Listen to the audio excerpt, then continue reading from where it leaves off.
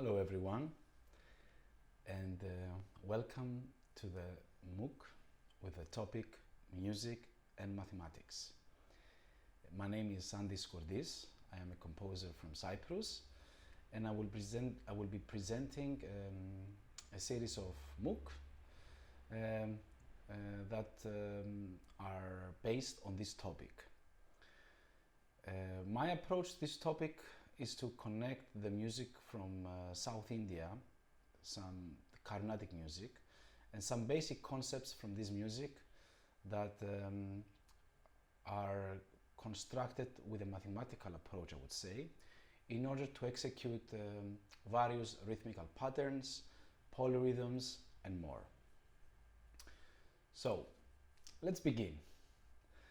I know that for some of you this information might be already something familiar, but I will start from the very basic in order to have a common language and to have material to work on the following series. So first of all, let's start with rhythm. So rhythm is one of the main foundations, let's say, in music. We have rhythm, and then we have pitch, we have melodies and all the rest. So rhythm, if you think about it, as human beings, we are always in tune with something rhythmical because our heart beats, and our heart rate, or the beats of our heart, is counted with how many beats our heart is beating per minute. So essentially, this is what beat is in music. In other words, a beat is how we define a constant pulse where rhythmical phrases are constructed on. So I mentioned before beats per minute. That's how we count our heart rate, and essentially this is what in music is tempo. So when we see tempo, we always see a number. We always see a quarter note and then a number. So we say, for example, an adagio is we say quarter note is equals to 40. So what is this 40? It could be adagio, could be also a little bit 42 or 44, etc. So this 40 now, this number basically means 40 beats per minute. So within 1 minute we have 40 equal subdivisions which establish the beat.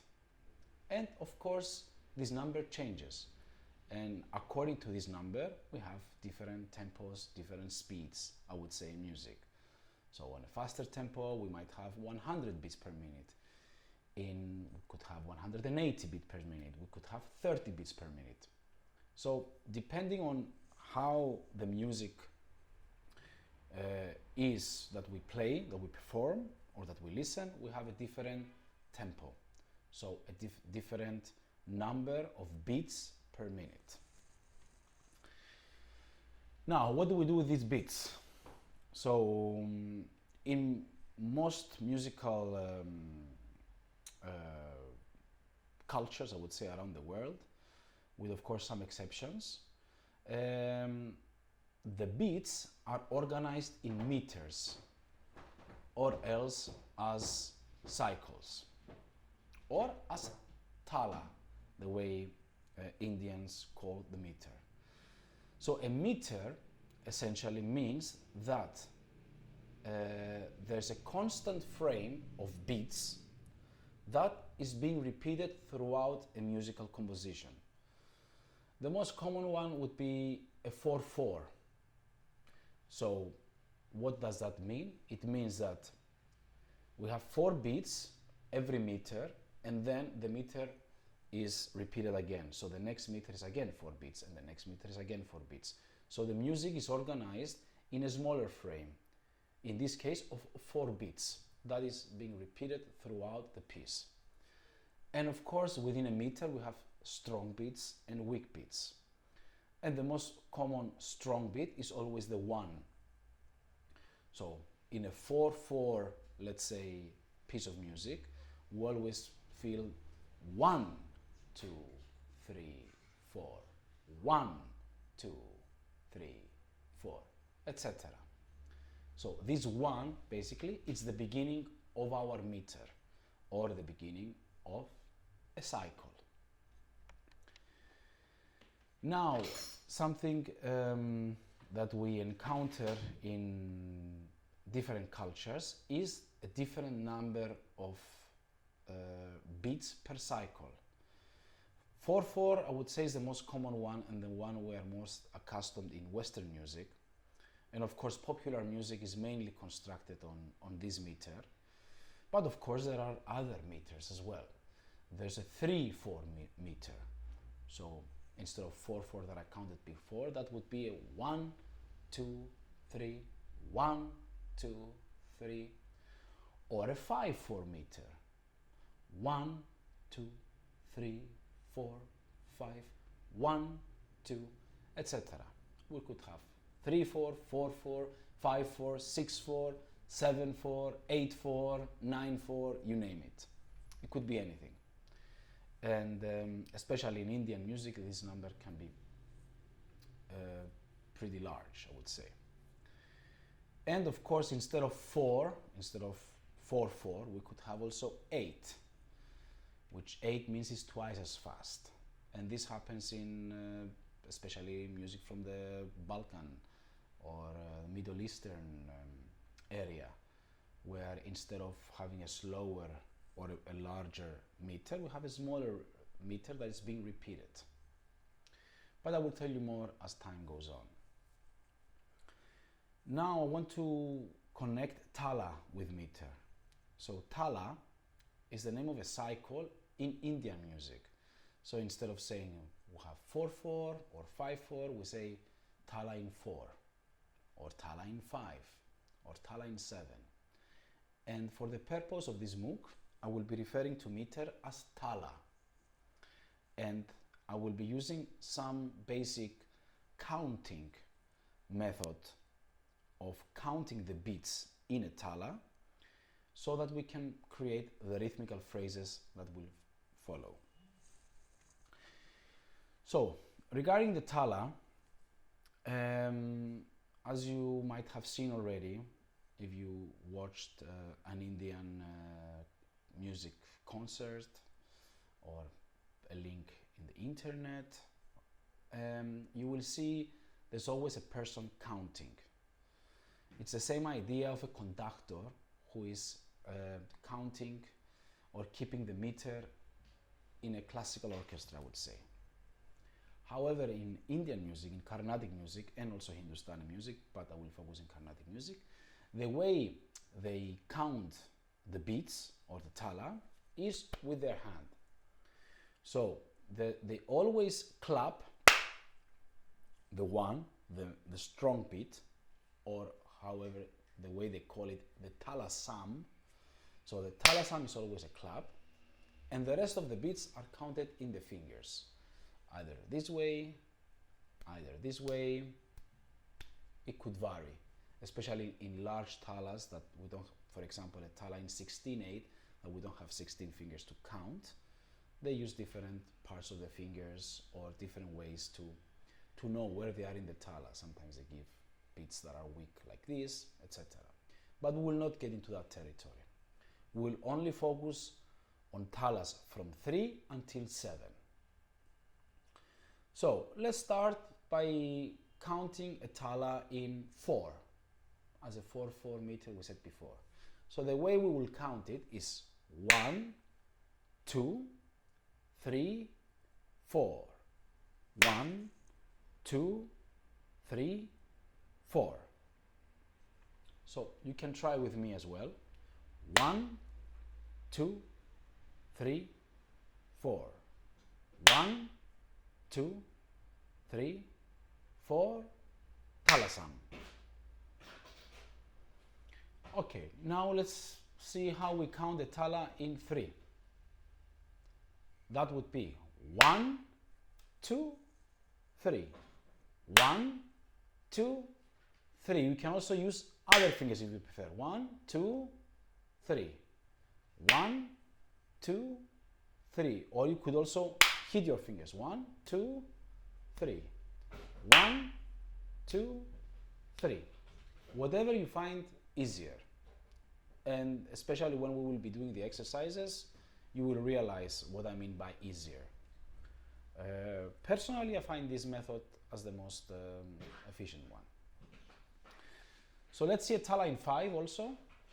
That would be 1, 2, 3, 4, 5. 1, 2, 3, 4, 5. So we use all of our 4 fingers. Without this one, because this is the one we use for counting. Okay, so this is fine. 3, 4, 5 is okay. What about 7? We don't have 6 extra fingers to count. So what we do in 7, we can do 2 things. One would be 1, 2, 3, 4, 5, 6, 7. 1, 2, 3, 4, 5, 6, 7. So it's 1, 4 plus 2. Or we could do 1, 2, 3, 4, 5, 6, 7. 1, 2, 3, 4, 5, 6, 7. You could do whichever one you find easier, again, as a way to keep track where you are within a beat, within the meter, and or of course according to the movement you will be making. Personally, again, I find the 4 plus 2 easier to keep track because I know where I am always within a tala. On the other hand, if I repeat the 3 fingers, then sometimes I might get lost and not be sure on which of the 3 I am. So in general, I use 1, 2, 3, 4, 5, 6, 7. So this is the way I count the tala.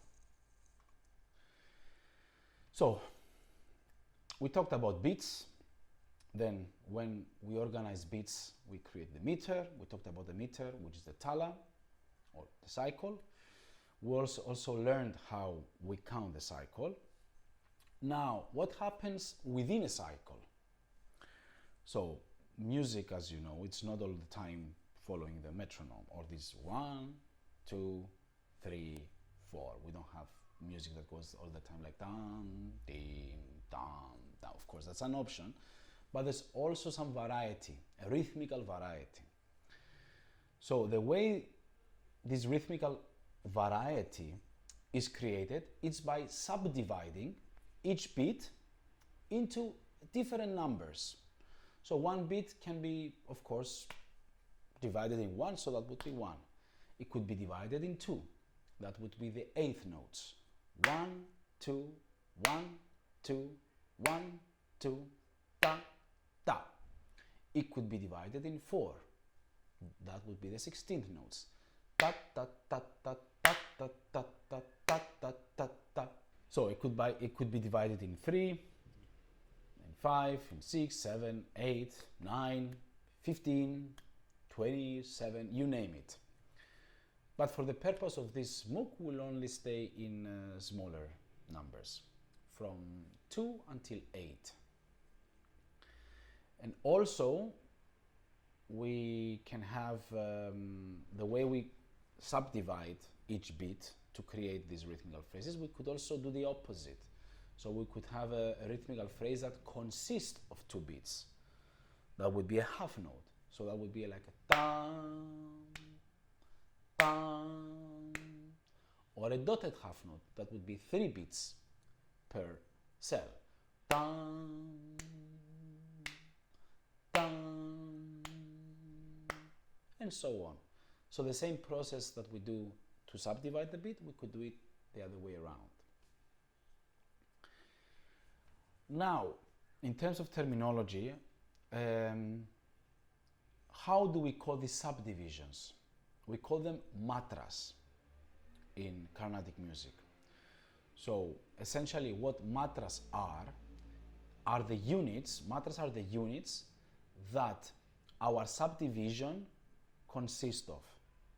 For example, if we subdivide the beat in 4, the 16th notes, ta ta ta ta ta ta ta ta, we have 4 matras per beat because we divide one beat in 4.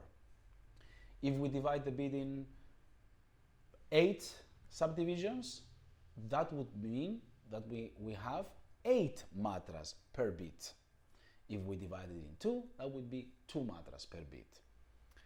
And the reason I'm mentioning this is because according to the subdivision we will make, we will have different number of matras per beat. So if we bring this concept into the cycle, into the tala, and we say, okay, we have a tala in 4/4, and we subdivide our beats in 4. So each beat is subdivided in 4 equal subdivisions, 16 notes. Then how many matras do we have in this cycle? So our cycle has 4 beats. Each beat is subdivided in 4. So 4 times 4, 16 matras. If we have the same cycle and we subdivide our beat in 5, then each beat has 5 subdivisions multiplied by 4, that we have 4 beats per cycle, we have 20 matras, and so on. Of course, the example I'm bringing is in cases that we use the same subdivision throughout the cycle. But this will also be the case of our MOOC. This is the way we will work. So the number of matras per cycle is depending on the subdivision. The number of beats, though, it's always the same. If our tala is in 4, each tala has 4 beats. That will never change. Each meter will have 4 beats. That will also never change. But the number of subdivisions will change depending on the rhythmical subdivision we want to create. And before I close this chapter with meter and matras and beats, I would like to mention, of course, that in contemporary music, this concept has changed, of course, and composers over the past 2 centuries are also experimenting with the idea of meter, with the idea of tala. This also happens in Carnatic music. So there are composers that create a piece of music that is not following a constant meter. We could have a 3/4 followed by 4/4 followed by 5/4, etc. But most music, and especially traditional music throughout the world that we listen to, that we play, in case we are musicians, in most of the cases, I would say 90% of the cases, maybe even more, is following a same constant meter. So I will continue by establishing some subdivisions that we will use for our bass to create the different rhythmical patterns and polyrhythms in the MOOCs that will follow. So I will use Indian terminology for these subdivisions so that we can have a common language together, as I mentioned before. So we talked tala, we talked about matras, we talked about beats. Now we'll talk about gatis. So gatis essentially is the subdivision of beats, is the name of each subdivision we decide to have in each beat. And there are 4 types of gatis: 3, 4, 5, and 7. As you see, I didn't mention number 6, I didn't mention number 2, I didn't mention number 8 and other numbers, and you will realize why I haven't done so. So let's start with number 3. Number 3 is called tisra. So our gati is tisra in this case. And essentially tisra means that each beat is divided in 3 equal parts. It's what we know as triplet, and what I did before as an example. Now to execute these gatis, we will use some syllables that they also use in Carnatic music. And this concept of rhythmical syllables is called konakol, which essentially is a rhythmical language, kind of similar to solfège that we use in the West, that we use to execute these rhythmical subdivisions. So tisra, the way we will do tisra is using the syllables ta, ki, te. Okay, so as an example, this would be our example, and I will also use a metronome for this example.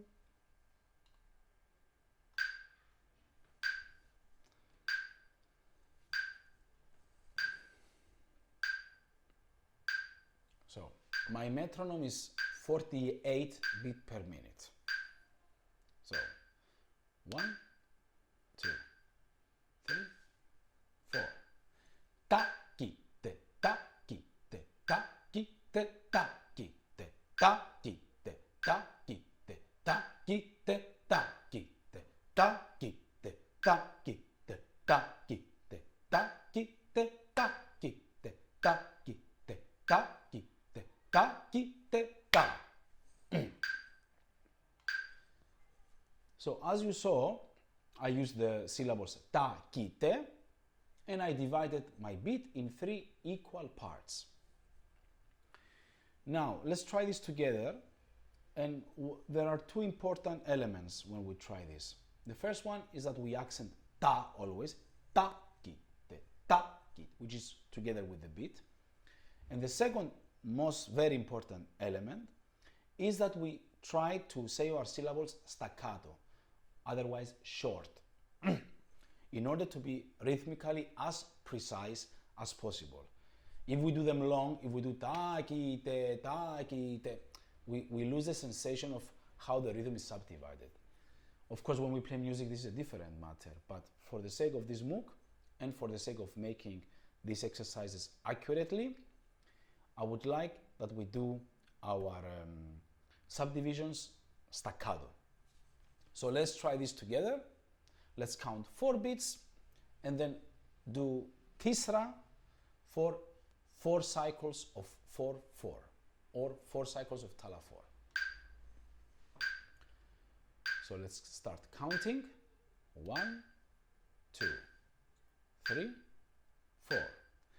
Ta, ki, te, ta, ki, te, ta, ki, te, ta, ki, te, ta, ki, te, ta, ki, te, ta, ki, te, ta, ki, te, you.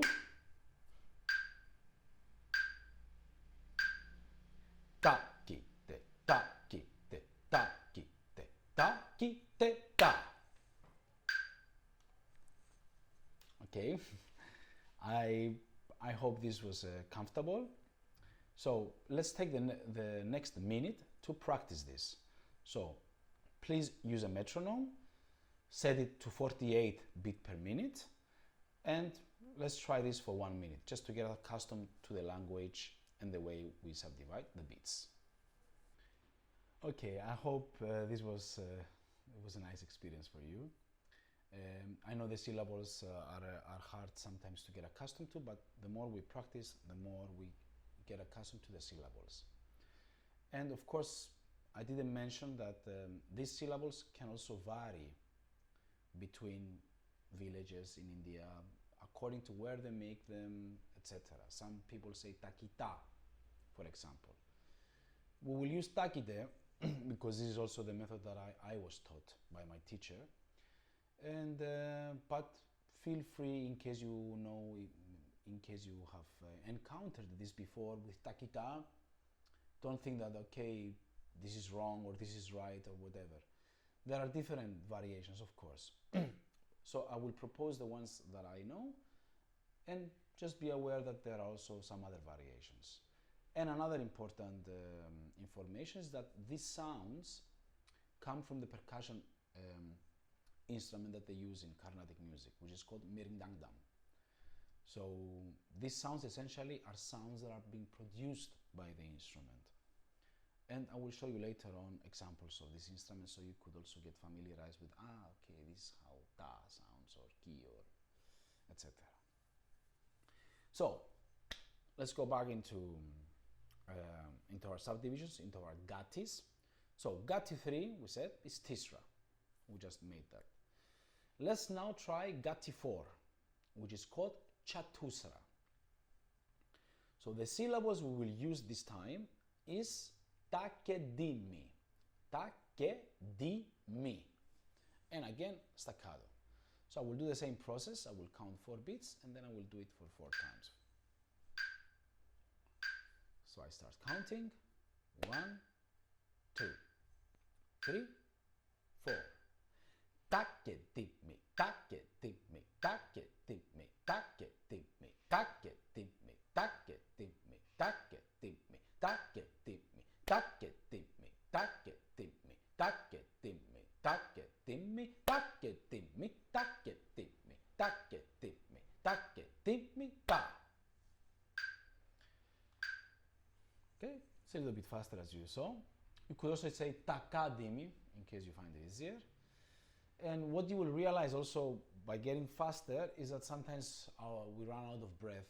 That's not a problem, of course. We stop, we breathe, and we continue. We don't have to make everything in one long breath or something like that. Or if you can also make it, you could also breathe while keeping the same speed. So taketimi, taketimi, ta. If you don't want to lose track of the subdivision. So now your turn. Let's try to do it once together with the same idea. So we count first. 1, 2, 3, 4. Taketimi, taketimi, taketimi, taketimi, taketimi, taketimi, taketimi, taketimi. You. Taketimi, taketimi, taketimi, taketimi, ta. I hope this felt nice. And what you might realize the way I am making them is sometimes I'm using my hand as well to keep the rhythm. Of course, body movements are part of this, so feel free to move. You don't have to be stiff somewhere when you're executing these exercises. And you could also be a bit musical. You could also say takedimi, takedimi, takedimi, takedimi. Whatever you think helps in order to be constant, you could freely use it. But the important thing is to be constant and staccato, as I said, short. So let's take the next minute to try this exercise. So tempo is 48 and do a couple of rounds of counting 4 beats, doing takedimi, finishing and starting again. So this brings us to the end of the first MOOC, and I would like you to use the rest of the time and until you see the second MOOC to practice these two gatis. So we practice tisra and then we practice chatusra independently. Let's always use though the same metronome marking, so we don't change metronome from tisra to chatusra, so that we can also feel the relationship, and we always count. So we count in 4, we always count 4 beats out, and then we do each gati. So let's practice tisra, and then let's practice chatusra, and then back to tisra and chatusra. And I leave you here and waiting to see you in the second MOOC, where we continue with more gatis and more subdivisions and crazy stuff. All right, bye-bye.